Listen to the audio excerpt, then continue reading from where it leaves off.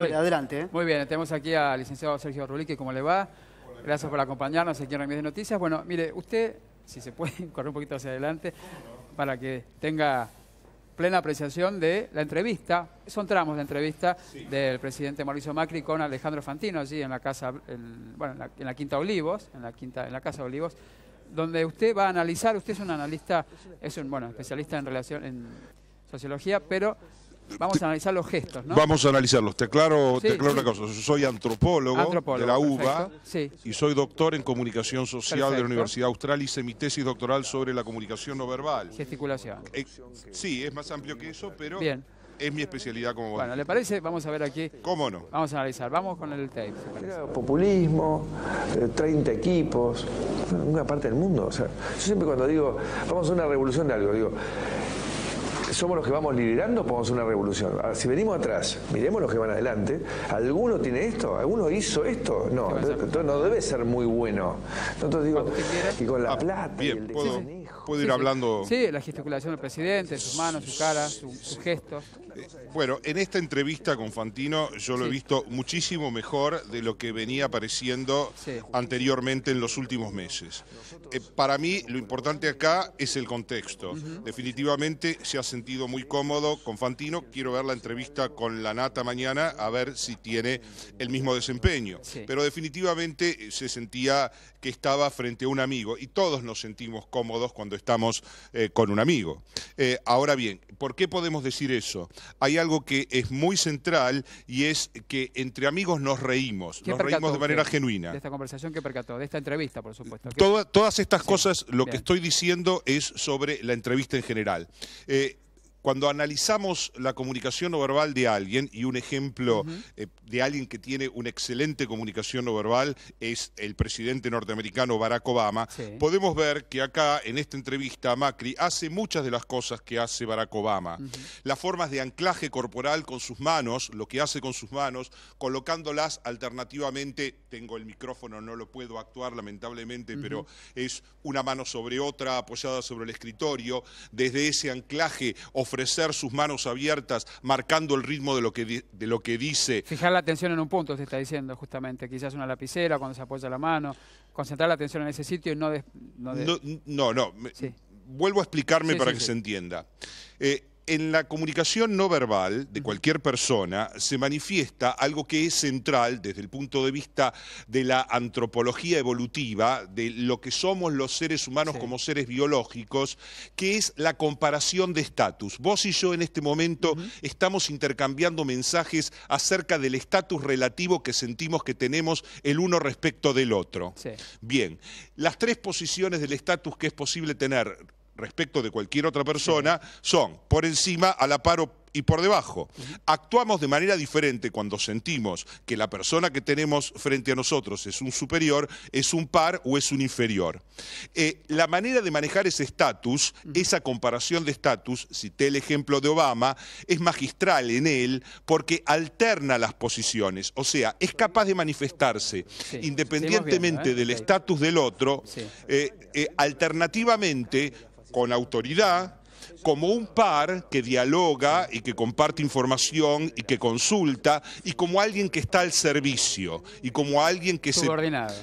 No subordinado exactamente, porque en esto afecta obviamente el estatus real que vos tenés en la sociedad, sino que esa posición inferior de subordinado, cuando vos tenés un alto estatus, se manifiesta a través de tu voluntad de servicio, de lo que vos podés comunicarle a los demás en relación a que vos estás para darle un servicio a los demás. Pero usted puntualmente lo que me está diciendo, a ver si entendí, si comprendí, seguramente en su casa también, una charla de amigos. Lo que encontramos aquí fue una charla con un tono amistoso. Un contexto de amigos.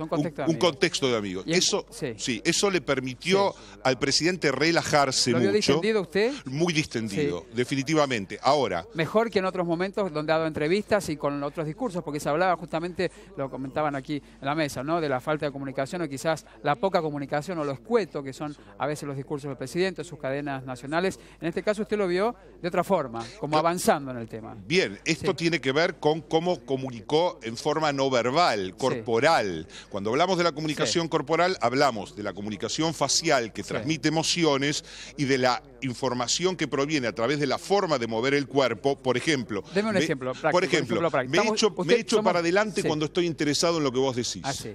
Sí. O también si te quiero pelear, pero mi expresión facial va a ser diferente. Bien. Me echo para atrás para escucharte, para reflexionar, si me mantengo abierto. También puede ocurrir que adopte una postura con la cabeza alineada, claro, que es de autoridad, o bien que adopte una postura asimétrica, que es de comodidad, que es informal. Bueno, vemos todo eso. ¿Cuáles son los gestos del titubeo? Los gestos que uno... bueno, usted percata, ¿no? Cuando está mirando una entrevista, cuando la duda antes de responder. Rascarse es típico. No significa que alguien que se rasca esté mintiendo. Eso es un mito que hay que descartar. Porque se habla de que cuando se rasca la nariz, que transpiran las manos, que se toca la oreja, que se peina hacia un costado, son diferentes maneras de distraer la atención del otro. No sé si es así. No es distraer la atención. Nosotros canalizamos a través de nuestro cuerpo nuestras emociones y también comunicamos quiénes somos, los rasgos de nuestra personalidad, nuestros juicios de valor y nuestras intenciones. Es decir, por ejemplo, si vamos a ser sinceros o no. Mira, acá estamos viendo, como usted está implicando hace unos instantes, de la manera de Macri, del presidente, de irse hacia adelante y hacia atrás, como asintiendo algo, como recibiendo en otra ocasión, porque estamos viendo aquí la pantalla, y Fantino siempre impávido, ¿no? Allí, No, Fantino habría que analizarlo aparte, pero quisiera marcar los puntos más sobresalientes. Dentro de este contexto en el cual Macri correctamente, desde el punto de vista de la eficiencia en la comunicación no verbal, realizó muchos ilustradores con las manos, mantuvo sus manos a la vista, de manera tal de marcar sus ideas, reforzarlas con el movimiento de sus manos. Además de haber hecho eso, además del cambio postural hacia adelante y hacia atrás, además de mantener una voz que empezó cansada y luego fue tomando entusiasmo, de mantener un... ¿Quiere escucharla? La vamos a escuchar, si le parece. Sí. Y le dije, ¿por qué no te empezás a preparar ahora? Estudiá, preparate en unos 32 años. Está bueno, se prepara. Inteligencia. No, en serio, yo hice de Ahí tenemos lo de la risa. Para distinguir una risa genuina de una que no lo es, tenemos que captar algo que vimos recién en Fantino y que también podíamos ver en el presidente, que es echar la cabeza para atrás. Cuando una persona se ríe en forma genuina, va a realizar un movimiento hacia atrás. Exactamente. ¿Por qué? Reírse es un acto que nos coloca en una posición muy vulnerable. Licenciado, discúlpeme, ¿usted cree que el doctor, si no te molesta. Bueno, le digo doctor. No es que me moleste o no me moleste, son mis galones. No quiere apropiarse de un título que no le cuadra. Aquí, ¿usted cree que Mauricio Macri, el presidente de la Nación, ha sido instruido, ha sido coachado, tiene un equipo de gente que se encarga de su comunicación, de su manera en cuanto a él se dirige hacia el pueblo, hacia sus compañeros, hacia las entrevistas, si hay un margen o una línea a seguir en cuanto al coaching de Macri, si es que lo existe? Sí, seguramente lo tiene, pero quiero recalcar que lo que yo he observado no es esto solo, yo lo vengo estudiando desde hace años. Una sumatoria de años y de hechos. Sí, también. Y no quisiera... Quiero que me marques cuándo es que tendríamos que estar terminando, porque no quisiera que este análisis quede trunco respecto de las cosas que equilibrarían la visión. Ahora estoy nombrando todo lo positivo. Acá estamos viendo la gesticulación de sus manos, ¿no? Bien, muy buena. Mantiene las manos a la vista, es expresivo con ellas, marca el ritmo de la enunciación, ilustra, enfatiza con sus manos lo que dice. Eso sin duda representa una manera adecuada de comunicarse en forma no verbal para ser eficiente con la transmisión de los mensajes. Ahora, la comunicación no verbal no es todo, es una parte, por supuesto, siendo la comunicación verbal un aspecto sumamente importante y tan importante o más importante en ciertos contextos porque están las ideas que se transmiten.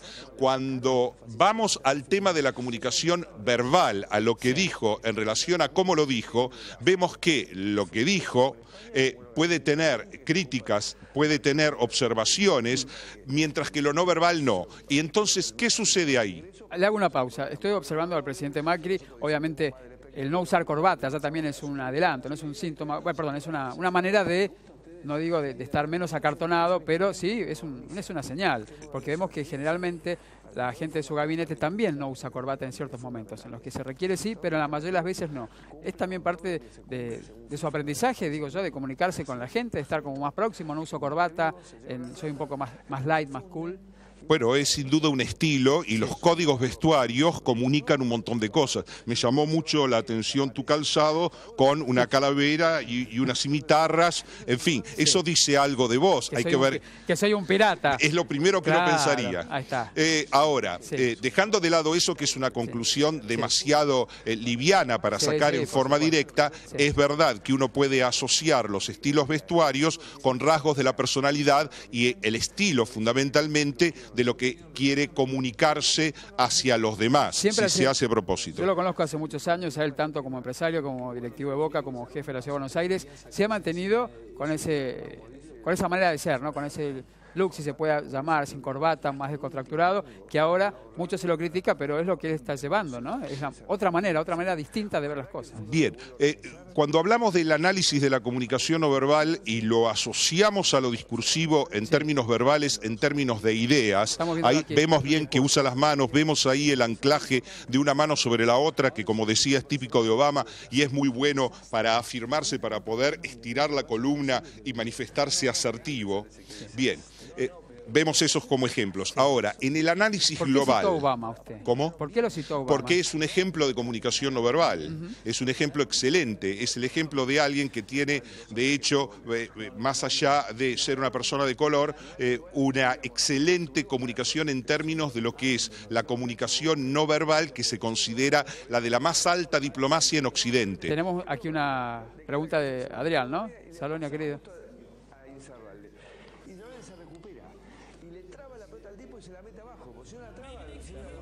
El nivel socioeconómico de la familia que proviene, ¿influye esto en sus gestos? Sí, por supuesto. Todos tenemos una historia de nuestro estilo de comunicación no verbal que está influida por la clase social a la que pertenecemos. No tengo ningún problema en hablar de clases sociales, para mí existen, está discutido esto dentro de las ciencias sociales, pero para mí es un hecho de la realidad, y además de nuestra propia historia personal como individuos, de la familia en la que nacimos. Hay familias, el propio Franco Macri, en su libro, en un libro que él escribió sobre su vida, no recuerdo el título, lo vi en una librería el otro día, me arrepentí de no haberlo comprado porque es muy interesante, decía que él era calabrés y que los calabreses no hablan de sus sentimientos, son muy parcos. Bueno, esa parquedad que es propia de un... ¿Cómo? Quiusos, cerrados hacia adentro. Exactamente. Es la palabra que yo leí. Bien, sí. Es muy interesante. Él comienza el primer capítulo diciendo, seamos una familia quiusa, somos una familia. Bien, entonces, eso se transmite evidentemente a Macri, si uno lo observa, desde que empezó su carrera más pública, digamos, cuando fue presidente de Boca, que empezó a ser mucho más público, y lo vemos ahora, ha hecho unos avances enormes en términos de su capacidad de comunicarse en forma abierta. Ahora estamos viendo imágenes del presidente de la Nación en el día 9 de julio, con este bicentenario, estos 200 años de independencia, en diferentes discursos del presidente Macri, tanto en Tucumán como aquí también en la Ciudad de Buenos Aires. Sí, para mí ahí no estuvo muy bien. ¿Qué falló y en qué estuvo bien? Bueno, lo que sucede es que, de nuevo, no podemos analizarlo por afuera de lo discursivo en términos verbales y de lo que de las ideas que están representadas ahí en ese discurso, y vuelvo a lo que comencé diciendo, a estas tres posiciones. Yo lo mencioné Obama como un ejemplo de alguien que puede transitar... De hecho, Macri ha tenido una relación con Obama de admiración también mutua, tanto también la primera dama con Michelle Obama, que se dieron un guiño cuando fue la visita presidencial del mandatario de los Estados Unidos, y allí se vio como una complicidad entre ellos. Puede ser que Macri también admira a Obama. Sin ninguna duda, sin ninguna duda. Que siga esa línea quizás también. Sin ninguna duda. Es muy probable que así sea, y de hecho es lógico que así sea. Obama es una persona para imitar, pero no solo desde lo externo, y acá viene lo importante, y es qué pasa en lo interno, porque yo puedo poner en escena, por mi habilidad comunicacional, por haber aprendido, estar aprendiendo y estar mejorando, tener la habilidad y la capacidad que sin duda el presidente la tiene. ¿Pero qué no le gustó a usted? Perdón, ¿en dónde estuvo bien y en dónde estuvo menos bien? Bien. En la independencia. Hablamos del equilibrio, perdóname, que necesito ser global porque... yo lo sigo. Bien. La que habla bien es la traductora, le digo. Necesito ser global, necesito ser global para que se entienda lo que quiero decir.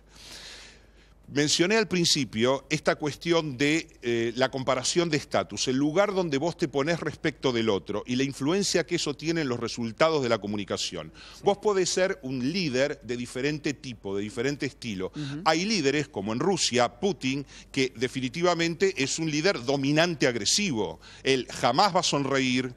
Las fotos de él que hay sonrientes son 2 en miles. Mantiene el rictus, de hecho. No solo eso, su expresión básica es de desprecio, es de sarcasmo. Altanería le dicen también por allí. Totalmente, sí. Y pone al otro por debajo constantemente, pone caras del orden de eso que vos estás diciendo es una estupidez.